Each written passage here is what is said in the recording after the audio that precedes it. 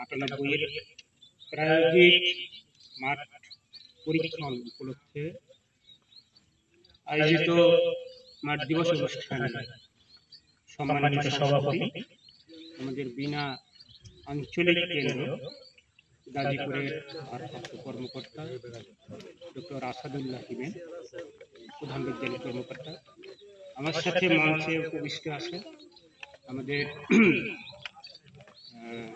ফলিত গবেষণা ও সম্প্রসারণ বিভাগের কর্মকর্তা জনাব সাইদুল ইসলাম এবং আমাদের অত্র ব্লকের উপসহকারী কৃষি কর্মকর্তা এবং আমাদের বিনার আঞ্চলিক কেন্দ্র গাজীপুরের সহকারী বিজ্ঞানী কর্মকর্তা আমিনা বেগম এবং আমার সামনে উপবিষ্ট কৃষক কৃষানী ভাই বোনেরা, সবাইকে আজকের এই অনুষ্ঠানে এই পরন্ত বিকালে আপনাদেরকে স্বাগত জানাচ্ছি।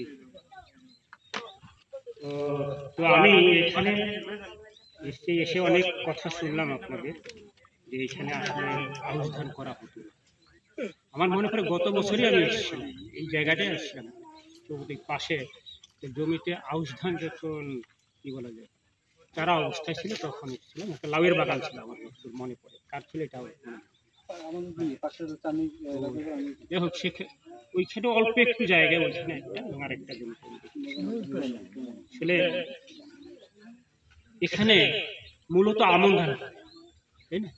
বোরো ধান কেন? আমন ধানেই বেশি, বোরো ধান হয়। এর কিন্তু একটা মানে বৈজ্ঞানিক একটা কারণ আছে, আপনারা এই কারণটা জানেন। কারণ এখানে যেহেতু সেচের ব্যবস্থা নাই, আর আমন ধান যখন লাগানো হয় প্রচুর বৃষ্টিপাত হয়, ওই বৃষ্টির পানি দিয়েই আপনার ধান করা সম্ভব।